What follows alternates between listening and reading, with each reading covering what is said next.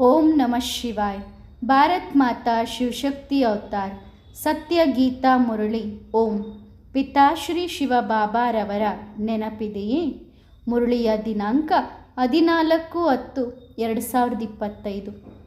ಪ್ರಾತಃ class revise course 25/5/1968. ಓಂ ನಮಃ ಶಿವಾಯ. ಮಧುರ ಮಕ್ಕಳೇ, ಶಿವನ ದೇವಾಲಯದಲ್ಲಿ ಶಿವನನ್ನು ಅವಶ್ಯವಾಗಿ ಬಾಬಾ ಎನ್ನುತ್ತಾರೆ. ಆದರೆ ಜ್ಞಾನ ಯಾವುದೂ ಇಲ್ಲ. ಈಗ ನಿಮಗೆ ಜ್ಞಾನ ಗೊತ್ತಾಗಿದೆ, ಅವರು ಶಿವಬಾಬಾ ಎಂದು. ಅವರ ಈ ಚಿತ್ರವಿದೆ. ಅವರು ಕೇವಲ ಲಿಂಗ ರೂಪವೆಂದು ತಿಳಿದುಕೊಳ್ಳುತ್ತಾರೆ, ಆದರೆ ಅದರ ಅರ್ಥ ತಿಳಿದಿಲ್ಲ. ಲಿಂಗದ ಮೇಲೆ ಹೋಗಿ ಲೋಟ ನೀರು ಸುರಿಯುತ್ತಾರೆ. ಓಂ ನಮಃ ಶಿವಾಯ. ಯಾವಾಗ ಓಂ ಶಾಂತಿ ಹೇಳುತ್ತಾರೆ, ಆಗ ಎಷ್ಟು ಉಲ್ಲಾಸದಿಂದ ಹೇಳುತ್ತಾರೆ. ನಾವು ಆತ್ಮ ಶಾಂತ ಸ್ವರೂಪ.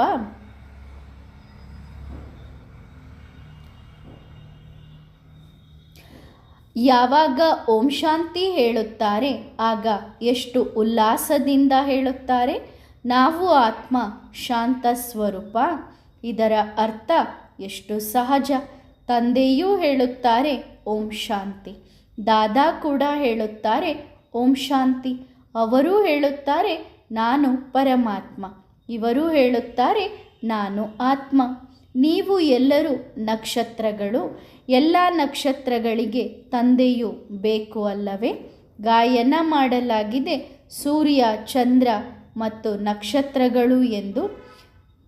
ನೀವು ಮಕ್ಕಳು ಅತ್ಯಂತ ಭಾಗ್ಯಶಾಲಿ ನಕ್ಷತ್ರಗಳು. ನಿಮ್ಮಲ್ಲಿಯೂ ನಂಬರ್ ವಾರ್ ಹೇಗೆ ರಾತ್ರಿ ಚಂದ್ರನು ಹೊಳೆಯುತ್ತಾನೆ, ನಂತರ ನಕ್ಷತ್ರಗಳಲ್ಲಿ ಕೆಲವು ಮಂದ, ಕೆಲವು ಪ್ರಕಾಶಮಾನವಾಗಿರುತ್ತವೆ, ಕೆಲವರು ಚಂದ್ರನಿಗಿಂತ ಮುಂದೆ ಇರುತ್ತಾರೆ.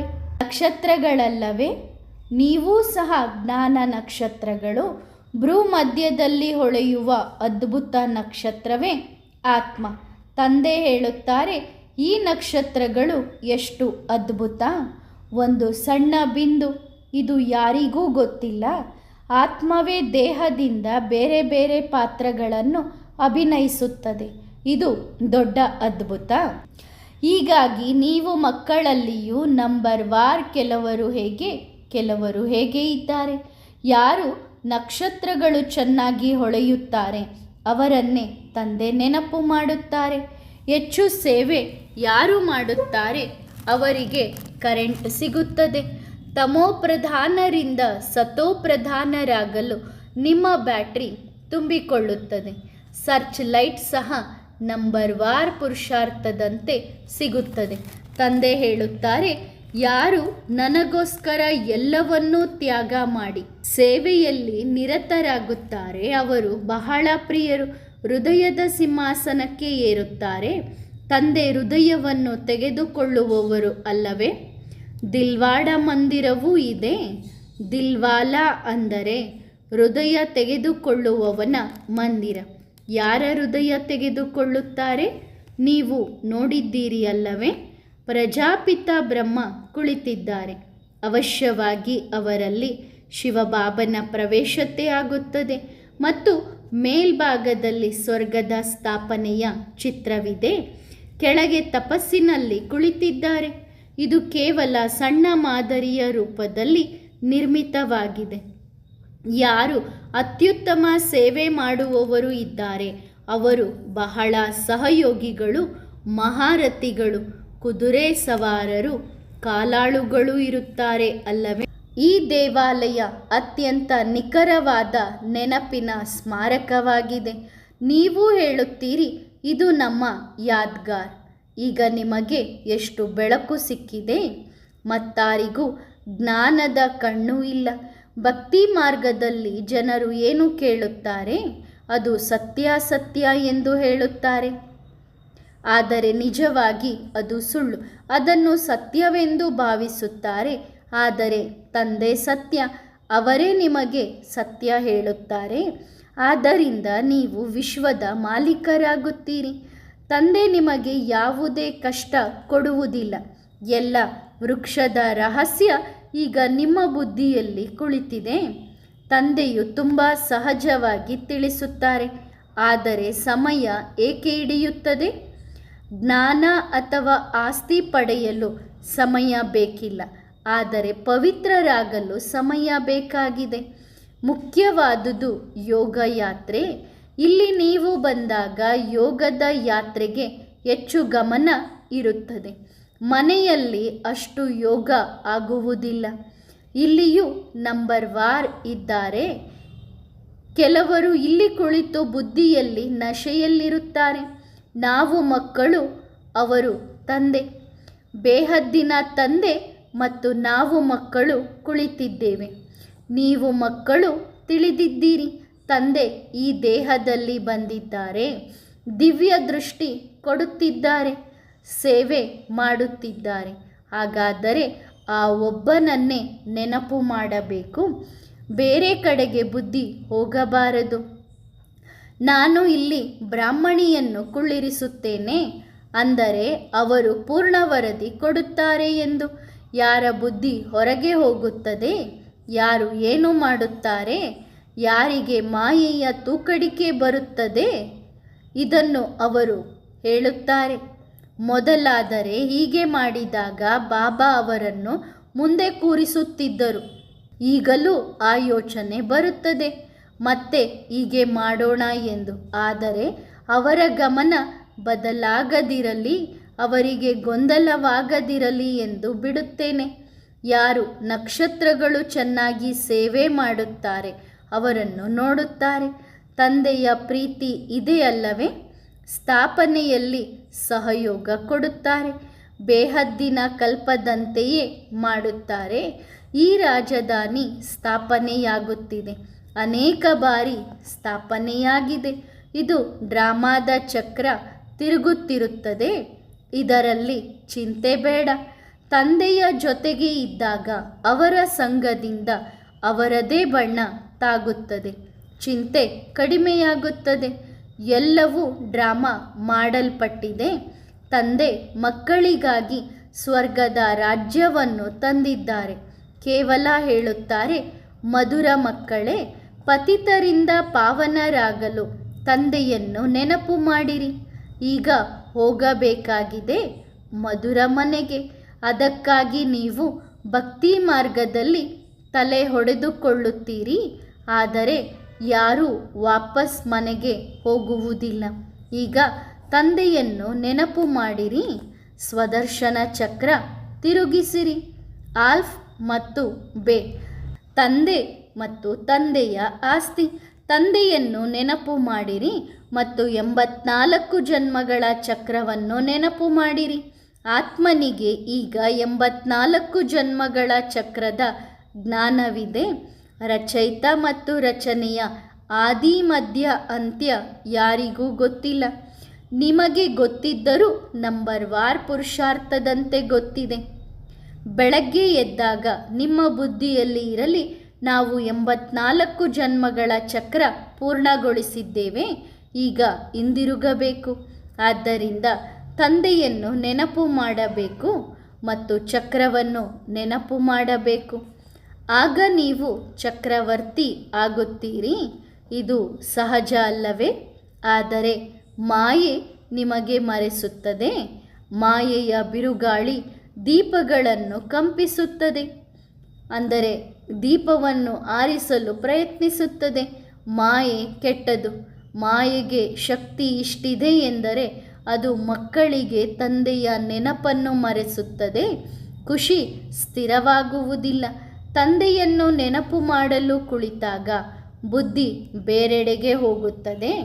ಇದು ಎಲ್ಲವೂ ಗುಪ್ತ ಮಾತುಗಳು. ಎಷ್ಟು ಪ್ರಯತ್ನ ಮಾಡಿದರೂ ನೆನಪು ಸ್ಥಿರವಾಗುವುದಿಲ್ಲ.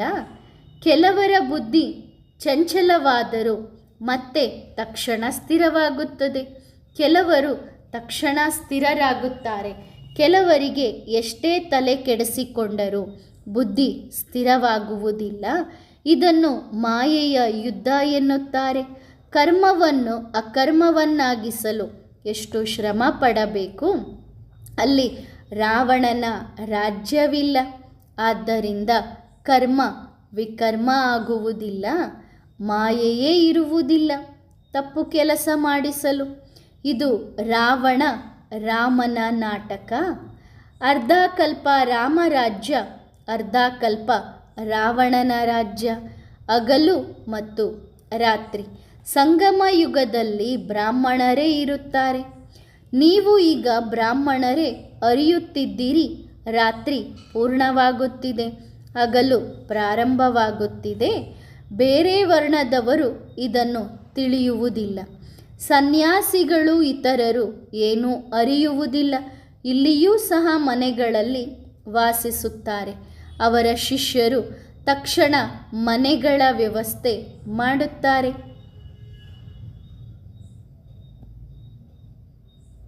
ನಂತರ ಉಚ್ಚ ಸ್ವರದಲ್ಲಿ ಗೀತೆ ಭಜನೆ ಹಾಡುತ್ತಾರೆ.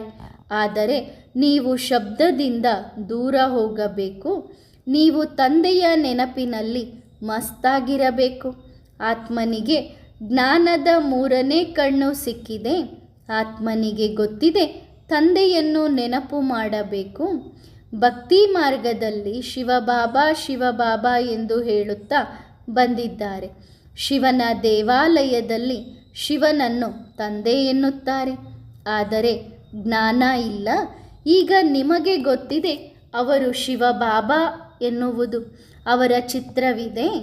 ಆದರೆ ಅವರು ಪರಮಾತ್ಮನನ್ನು ಲಿಂಗರೂಪವೆಂದು ತಿಳಿದುಕೊಳ್ಳುತ್ತಾರೆ. ಆದರೆ ಅರ್ಥ ಗೊತ್ತಿಲ್ಲ. ಲಿಂಗದ ಮೇಲೆ ಹಾಲು ಸುರಿಯುತ್ತಾರೆ. ಆದರೆ ತಂದೆ ನಿರಾಕಾರ. ನಿರಾಕಾರನ ಮೇಲೆ ಹಾಲು ಸುರಿದರೆ ಅವರು ಏನು ಮಾಡುತ್ತಾರೆ? ಸಾಕಾರನಾದರೆ ಸ್ವೀಕರಿಸುತ್ತಾರೆ. ನಿರಾಕಾರನ ಮೇಲೆ ಹಾಲು ಸುರಿಯುತ್ತಾರೆ. ಅವರು ಏನೇನೋ ಮಾಡುತ್ತಾರೆ. ತಂದೆ ಹೇಳುತ್ತಾರೆ, ಹಾಲು ಸುರಿಯುತ್ತೀರಿ, ಮತ್ತೆ ಅದನ್ನು ನೀವು ತಾವೇ ಕುಡಿಯುತ್ತೀರಿ. ಭೋಗವನ್ನು ಇಡುತ್ತೀರಿ, ಅಂದರೆ ನೈವೇದ್ಯಕ್ಕೆ ಇಡುತ್ತೀರಿ. ನೈವೇದ್ಯ ಇಟ್ಟ ನಂತರ ಅದನ್ನು ನೀವೇ ತಿನ್ನುತ್ತೀರಿ. ಇಲ್ಲಿ ನಾನು ಸಮ್ಮುಖದಲ್ಲಿದ್ದೇನೆ. ಮೊದಲಾದರೆ ಪರೋಕ್ಷವಾಗಿ ಇದ್ದೆ, ಈಗ ನೇರವಾಗಿ ಬಂದಿದ್ದೇನೆ. ಕೆಳಗೆ ಬಂದು ಪಾತ್ರ ಮಾಡುತ್ತಿದ್ದೇನೆ. ಸರ್ಚ್ ಲೈಟ್ ಕೊಡುತ್ತಿದ್ದೇನೆ. ಮಕ್ಕಳಿಗೆ ಗೊತ್ತಿದೆ ಮಧುಬನದಲ್ಲಿ ಅವಶ್ಯವಾಗಿ ಬಾಬನ ಹತ್ತಿರ ಹೋಗಬೇಕು. ಅಲ್ಲಿ ನಮ್ಮ ಬ್ಯಾಟ್ರಿ ಚಾರ್ಜ್ ಚೆನ್ನಾಗಿ ಆಗುತ್ತದೆ. ಮನೆಯಲ್ಲಿ ಕೆಲಸ ಕಾರ್ಯಗಳಲ್ಲಿ ಗೊಂದಲ ಅಶಾಂತಿ ಇರುತ್ತದೆ. ಈಗಿನ ಸಮಯದಲ್ಲಿ ವಿಶ್ವದಲ್ಲಿ ಅಶಾಂತಿ ಇದೆ. ನಿಮಗೆ ಗೊತ್ತಿದೆ ನಾವು ಯೋಗ ಬಲದಿಂದ ಶಾಂತಿಯನ್ನು ಸ್ಥಾಪಿಸುತ್ತಿದ್ದೇವೆ. ಉಳಿದ ರಾಜ್ಯ ಶಿಕ್ಷಣದಿಂದ ಸಿಗುತ್ತದೆ, ಅಂದರೆ ಸ್ವರ್ಗದ ರಾಜ್ಯ ಶಿಕ್ಷಣದಿಂದ ಸಿಗುತ್ತದೆ. ಇಂದಿನ ಕಲ್ಪದಲ್ಲಿಯೂ ಇದನ್ನು ಕೇಳಿದ್ದೀರಿ, ಈಗಲೂ ಕೇಳುತ್ತಿದ್ದೀರಿ. ಎಲ್ಲ ಕಾರ್ಯಗಳು ಪುನಃ ನಡೆಯುತ್ತವೆ. ನಿಮ್ಮ ಬಳಿ ಹಿಂದಿನ ಇತಿಹಾಸದ ಚಿತ್ರಗಳಿವೆ. ಕೇವಲ ಚಿತ್ರ ನೋಡಿ ಅರ್ಥ ಆಗುವುದಿಲ್ಲ, ತಿಳಿಸಬೇಕು. ತಂದೆ ಹೇಳುತ್ತಾರೆ, ಎಷ್ಟೋ ಮಕ್ಕಳು ಆಶ್ಚರ್ಯಕರವಾಗಿ ಬಾಬನನ್ನು ಬಿಟ್ಟು ಓಡಿ ಹೋದರು. ಪ್ರಿಯತಮನಾದ ನನ್ನನ್ನು ಎಷ್ಟು ನೆನಪು ಮಾಡುತ್ತಿದ್ದರು. ಈಗ ನಾನು ಬಂದಿದ್ದೇನೆ, ಆದರೆ ಅವರು ಬಿಟ್ಟು ಹೋಗುತ್ತಾರೆ. ಮಾಯೆ ಹೇಗೆ ಬಡಿಯುತ್ತದೆ ನೋಡಿರಿ. ಮಮ್ಮ ಬಾಬಾರಿಗೆ ತರಬೇತಿ ನೀಡುತ್ತಿದ್ದರು, ನಿರ್ದೇಶನ ನೀಡುತ್ತಿದ್ದರು. ಈಗ ಕೆಳಗೆ ಹೋಗಿದ್ದಾರೆ. ನಾವು ಇವರು ಮಾಲೆಯ ಮಣಿಯಾಗಿ ಉತ್ತಮ ನಂಬರ್ನಲ್ಲಿ ಬರುತ್ತಾರೆ ಎಂದು ಭಾವಿಸಿದ್ದೆವು. ಆದರೆ ಅವರು ಕಣ್ಮರೆಯಾದರು. ಇವು ಎಲ್ಲ ಇತಿಹಾಸಗಳು. ಕೃಷ್ಣನ ಚರಿತ್ರೆ ಏನಿದೆ? ಇಲ್ಲಿ ಜನ್ಮ ಪಡೆದ ತಕ್ಷಣ, ಅಂದರೆ ಕಲಿಯುಗದಲ್ಲಿ ಜನ್ಮ ಪಡೆದ ತಕ್ಷಣ ನರ್ಸ್ ಮಗುವನ್ನು ತೆಗೆದುಕೊಂಡು ಹೋಗುತ್ತಾಳೆ. ಇಲ್ಲಿಯ ರೀತಿ ಅಲ್ಲಿ ಸತ್ಯಯುಗದಲ್ಲಿ ಇರುವುದಿಲ್ಲ. ಇಂದು ಹೊಟ್ಟೆ ಕತ್ತರಿಸಿ ಮಕ್ಕಳನ್ನು ಹೊರ ತೆಗೆಯುವ ಫ್ಯಾಷನ್ ಬಂದಿದೆ, ಅಂದರೆ ಆಪರೇಷನ್ ಮಾಡುವ ಪದ್ಧತಿ ಇದೆ. ದಿನ ಪ್ರತಿದಿನ ತಮೋಪ್ರಧಾನ ಬುದ್ಧಿ ಹೆಚ್ಚಾಗಿದೆ. ಎಷ್ಟು ಚೀಚಿ ಫ್ಯಾಷನ್ಗಳು, ಬಹಳ ಕೊಳಕು ಇದೆ. ಬಾಬಾ ಅನುಭವಿ ಆಗಿದ್ದಾರೆ ಅಲ್ಲವೇ? ಬಾಬನಿಗೆ ತಮ್ಮ ಇತಿಹಾಸ ಸಂಪೂರ್ಣ ನೆನಪಿದೆ. ಒಂದು ಟೋಪಿ ಹಾಕಿಕೊಂಡು ನಗ್ನ ಪಾದದಲ್ಲಿ, ಅಂದರೆ ಬರೆಗಾಲಿನಲ್ಲಿ ಓಡಾಡುತ್ತಿದ್ದರು. ಅವರನ್ನು ಮುಸ್ಲಿಮರು ಸಹ ಬಹಳ ಪ್ರೀತಿಸುತ್ತಿದ್ದರು, ಬಹಳ ಆತಿಥ್ಯ ಕೊಡುತ್ತಿದ್ದರು. ಮಾಸ್ಟರ್ನ ಮಗು ಬಂದಿದ್ದಾರೆ ಎಂದು ಮಾರ್ಕೆಟ್ನಿಂದ ಡೋಡಾ ತಿನ್ನಿಸುತ್ತಿದ್ದರು, ಅಂದರೆ ಒಂದು ಸಿಹಿಯನ್ನು ತಿನ್ನಿಸುತ್ತಿದ್ದರು. ಇಲ್ಲಿ ಸಹ ಬಾಬಾ 15 ದಿನಗಳ ಕಾರ್ಯಕ್ರಮ ಕೊಟ್ಟಿದ್ದರು. ಅಲ್ಲಿ ಡೋಡಾ ಮತ್ತು ಮಜ್ಜಿಗೆ ತಿನ್ನಲು ಇತ್ತು, ಬೇರೆ ಏನೂ ಇರುತ್ತಿರಲಿಲ್ಲ. ಕಾಯಿಲೆ ಇರುವವರಿಗೂ ಎಲ್ಲರಿಗೂ ಇದೇ ಊಟ ಇರುತ್ತಿತ್ತು. ಯಾರಿಗೂ ಏನೂ ಆಗಲಿಲ್ಲ. ಬದಲಾಗಿ ಅನಾರೋಗ್ಯದವರು ಆರೋಗ್ಯವಂತರಾದರು. ತಂದೆ ನೋಡುತ್ತಿದ್ದರು, ಮಕ್ಕಳಿಗೆ ಆಸಕ್ತಿ ಇದೆನಾ ಅಥವಾ ಆಸಕ್ತಿ ಮುರಿದಿದೆನಾ ಎಂದು. ಇಲ್ಲಿ ಈ ಬಯಕೆ ಇರಬಾರದು. ಇದು ಬೇಕು ಅದು ಬೇಕು ಬಯಕೆಯನ್ನು ಚುಗುರಿ ಎನ್ನುತ್ತಾರೆ, ಅಂದರೆ ಆಸಕ್ತಿ ಎನ್ನುತ್ತಾರೆ. ತಂದೆ ಹೇಳುತ್ತಾರೆ, ಬೇಡುವುದಕ್ಕಿಂತ ಸಾಯುವುದು ಒಳಿತು. ತಂದೆಗೆ ಗೊತ್ತಿದೆ ಮಕ್ಕಳಿಗೆ ಏನು ಕೊಡಬೇಕು ಎಂದು. ಏನೇ ಕೊಡಬೇಕಾದರೂ ತಾವೇ ಕೊಡುತ್ತಾರೆ. ಎಲ್ಲವೂ ಡ್ರಾಮಾದಲ್ಲಿ ಮಾಡಲ್ಪಟ್ಟಿದೆ. ಬಾಬಾ ಕೇಳುತ್ತಾರೆ, ತಂದೆಯನ್ನು ತಂದೆ ಎಂದು ಹಾಗೂ ಮಗು ಎಂದು ತಿಳಿದುಕೊಂಡವರು ಕೈ ಎತ್ತಿರಿ. ಎಲ್ಲರೂ ಕೈ ಎತ್ತಿದರು. ಕೈ ತಕ್ಷಣ ಎತ್ತುತ್ತಾರೆ. ಹಾಗೆ ಲಕ್ಷ್ಮೀನಾರಾಯಣ ಯಾರು ಆಗುತ್ತಾರೆ ಎಂದಾಗ ತಕ್ಷಣ ಕೈ ಎತ್ತುತ್ತಾರೆ. ಈ ಪಾರಲೌಕಿಕ ಮಗುವನ್ನು ಸಹ ಸೇರಿಸಿಕೊಳ್ಳುತ್ತಾರೆ. ಇವರು ತಾಯಿ ತಂದೆಯ ಸೇವೆ ಎಷ್ಟು ಮಾಡುತ್ತಾರೆ? 21 ಜನ್ಮಗಳ ಆಸ್ತಿ ಕೊಡುತ್ತಾರೆ. ತಂದೆ ವಾನಪ್ರಸ್ಥಕ್ಕೆ ಹೋದಾಗ ಮಕ್ಕಳ ಕರ್ತವ್ಯ ತಂದೆಯನ್ನು ಕಾಳಜಿ ಮಾಡುವುದು. ಅವರು ಸನ್ಯಾಸಿಯಂತೆ ಆಗುತ್ತಾರೆ, ಅಂದರೆ ವಾನಪ್ರಸ್ಥಕ್ಕೆ ಹೋದಾಗ ಸನ್ಯಾಸಿಯಂತೆ ಆಗುತ್ತಾರೆ. ಇವರ ಲೌಕಿಕ ತಂದೆ ವಾನಪ್ರಸ್ಥ ಸ್ಥಿತಿಯಲ್ಲಿ ಹೇಳಿದರು, ನಾವು ಕಾಶಿಗೆ ಹೋಗಿ ಸತ್ಸಂಗ ಮಾಡುತ್ತೇವೆ, ನಮ್ಮನ್ನು ಅಲ್ಲಿಗೆ ಕರೆದೊಯ್ಯಿರಿ ಎಂದು. ಇತಿಹಾಸವನ್ನು ತಿಳಿಸಿರಿ. ನೀವು ಬ್ರಾಹ್ಮಣರು ಪ್ರಜಾಪಿತ ಬ್ರಹ್ಮನ ಮಕ್ಕಳು. ಪ್ರಜಾಪಿತ ಬ್ರಹ್ಮನು ಗ್ರೇಟ್ ಗ್ರ್ಯಾಂಡ್ ಫಾದರ್ ಆಗಿದ್ದಾರೆ. ಎಲ್ಲರಿಗೂ ಮೊದಲ ತಂದೆ, ಮನುಷ್ಯ ಸೃಷ್ಟಿಯ ಮೊದಲ ತಂದೆ. ಅವರನ್ನು ಜ್ಞಾನಸಾಗರ ಎನ್ನುವುದಿಲ್ಲ. ಬ್ರಹ್ಮ ವಿಷ್ಣು ಶಂಕರರು ಜ್ಞಾನಸಾಗರ ಅಲ್ಲ.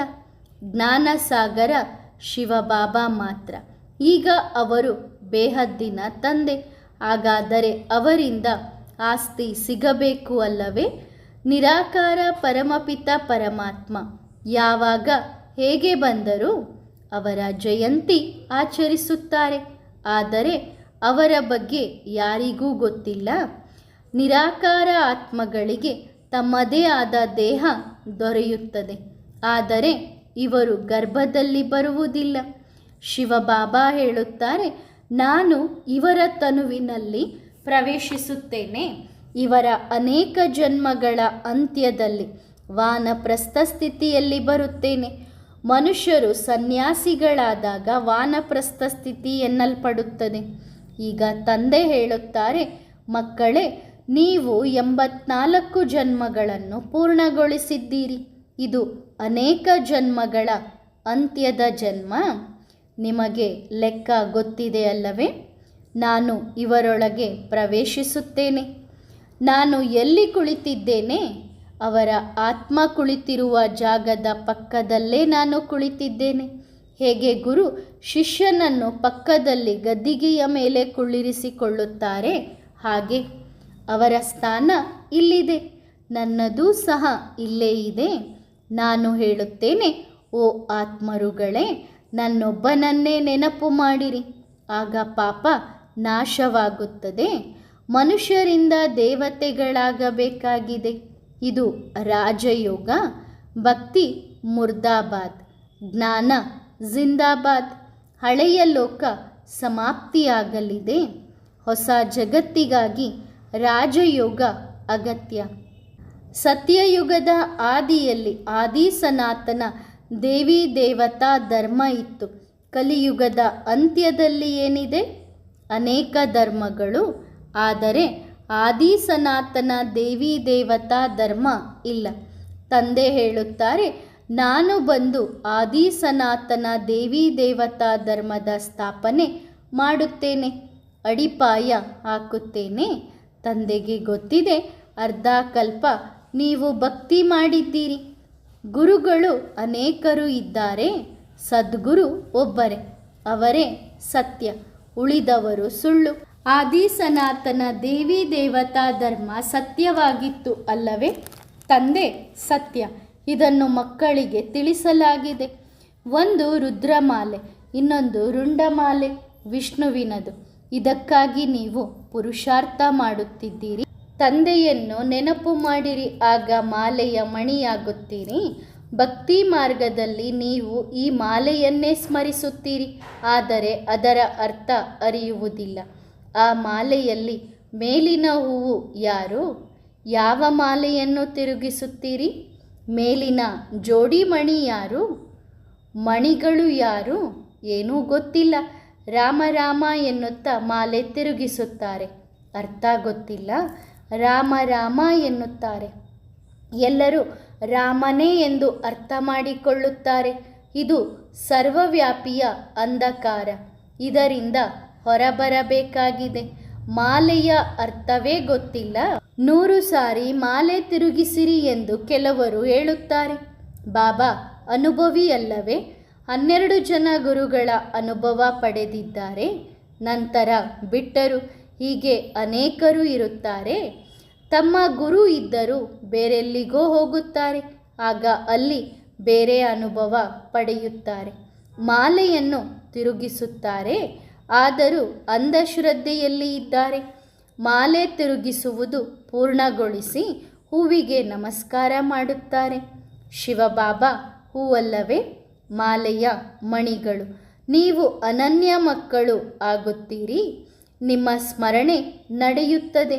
ಇವರಿಗೆ ಗೊತ್ತಿಲ್ಲ, ಅವರು ರಾಮ ರಾಮ ಎನ್ನುತ್ತಾರೆ. ಕೆಲವರು ಕೃಷ್ಣನನ್ನು ನೆನಪು ಮಾಡುತ್ತಾರೆ, ಅರ್ಥ ಏನೂ ಇಲ್ಲ. ಶ್ರೀಕೃಷ್ಣ ಶರಣಂ ಎನ್ನುತ್ತಾರೆ, ಆದರೆ ಕೃಷ್ಣ ಸತ್ಯಯುಗದಲ್ಲಿ ಇರುತ್ತಾನೆ. ಸತ್ಯಯುಗದ ಶ್ರೀಕೃಷ್ಣ ಶರಣಂ ಎನ್ನುತ್ತಾರೆ, ಆದರೆ ಕೃಷ್ಣ ಸತ್ಯಯುಗದ ರಾಜಕುಮಾರನಾಗಿದ್ದ. ಅವನ ಶರಣಾಗತಿ ಹೇಗೆ ಪಡೆಯಬಹುದು? ಶರಣಾಗಬೇಕಾದರೆ, ಶರಣಾಗತಿ ಪಡೆಯಬೇಕಾದರೆ ಅದು ತಂದೆಯ ಹತ್ತಿರ. ನೀವು ಮಕ್ಕಳೇ ಪೂಜ್ಯರಾಗಿದ್ದೀರಿ, ನಂತರ ಪೂಜಾರಿಯೂ ಆಗಿದ್ದೀರಿ. 84 ಜನ್ಮಗಳನ್ನು ತೆಗೆದುಕೊಂಡು ಪತಿತರಾಗಿದ್ದೀರಿ. ಆದ್ದರಿಂದ ಶಿವಬಾಬನಿಗೆ ಹೇಳುತ್ತಾರೆ, ಓ ಹೂವೇ, ನಮ್ಮನ್ನೂ ನಿನ್ನಂತೆಯೇ ಹೂವಾಗಿ ಮಾಡು ಎಂದು. ಒಳ್ಳೆಯದು. ಮಧುರಾತಿ ಮಧುರ ಆತ್ಮಿಕ ಮಕ್ಕಳಿಗೆ ಆತ್ಮಿಕ ತಂದೆ ಮತ್ತು ದಾದಾನ ನೆನಪು, ಪ್ರೀತಿ, ಶುಭೋದಯ. ಆತ್ಮಿಕ ಮಕ್ಕಳಿಗೆ ಆತ್ಮಿಕ ತಂದೆಯ ನಮಸ್ತೆ. ವರದಾನ: ಸರ್ವ ಖಜಾನೆಗಳಿಂದ ಸಂಪನ್ನರಾಗಿರಿ.